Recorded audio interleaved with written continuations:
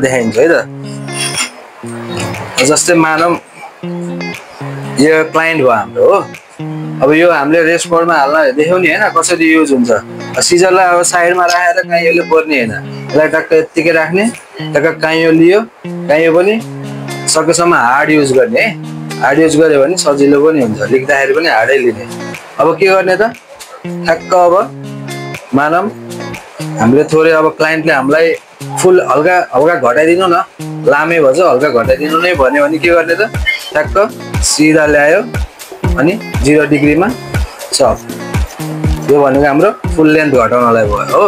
अब यही क्लाइन्टले हामीलाई अब हल्का हल्का लेन्थ पनि घटाइदिनु, हल्का अब धेरै बाक्लो जस्तो भन्छ हल्का छाड्दिन्न भन्यो भने 45 मा यही। यो मुभमेन्ट चाहिँ यो है, एउटा मुभमेन्ट हुनु पर्यो अनि हाम्रो बुढीवाला चलाउने, यो दुईटा क्याच चलाउने होइन, ट्याक्क बुढीवालाले चलाउने। अब के हुन्छ त, ट्याक्क 45 हल्का लेन्थ पनि घट्यो अनि चप। त्यस्तो जिगज्याग भन्छ नि, बुझ्यौ नि होइन। यो भएपछि के हुन्छ त, हाम्रो राख्दा पनि स्याट बस्छ क्या। यो सिधा हानेको के हुन्छ त भन्दा ढ्याप्प राखे जस्तो हुन्छ। त्यसो पातले बाल छ भने त बस्छ, बाक्लो बालहरू आयो भने चाहिँ सिधा काट्दाखेरि चाहिँ लास्टमा हामीले त्यसलाई टेक्सचराइज गर्नै पर्छ, बुझ्यौ नि। फेरि हेर है, जस्तो 0 भनेको हामीले फुल यो लेन्थ चप गर्नलाई भयो हो। अब यसैलाई हामीले 45 डिग्रीमा हानेर हल्का टेक्सचराइज पनि गर्ने, हल्का लेन्थ पनि गर्ने होइन।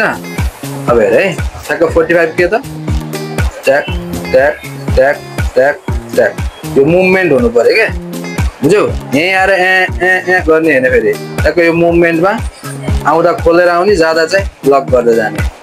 यो भएपछि के भयो त, जिगज्याग भयो हो। अब यसैलाई यही क्लाइन्टले हामीलाई खासै घटाउन पनि छैन, अलिअलि अब टेक्सचर मात्रै गरिदिनु न भन्यो भने चाहिँ यसैलाई हामीले के गर्छौँ त, 90 मा यो हेर लेन्थ घट्दैन यसको, यसैलाई बाक्लो मात्रै घट्छ क्या, बुझ्यौ नि। हल्का अब यसको भोल्युम मात्रै घट्यो, बुझ्यौ।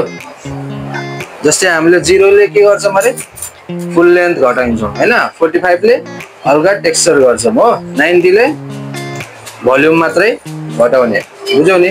ट्याक्क ट्याक्क ट्याक्क 45 यो भयो, 0 सिधै चप है। सुरुमै अब यो चलाउन नखोज्ने, फेरि सुरुमा त हात बस्नु पर्यो, यसरी नै जान्छ होइन। गर्दा पछि यस्तो हुने है, बुझ्यौ नि।